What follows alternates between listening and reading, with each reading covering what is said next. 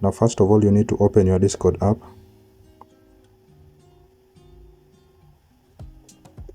Then if you go to home, you are going to see servers there. So you are going to choose the server that you want to delete, your server that you had created but you want to delete it. So I'm going to choose this second one. Then I will click on, beside your server's name at the top there, there's an arrow pointing on the right, so just tap on it. Then it will bring you to this interface. Now you will see settings icon on the farthest right. Just tap on it. Then go to overview. Then you need to scroll down.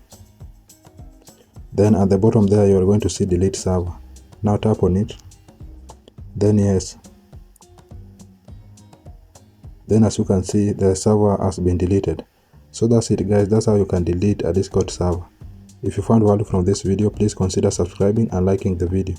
Thank you guys, and I hope to see you in the next one.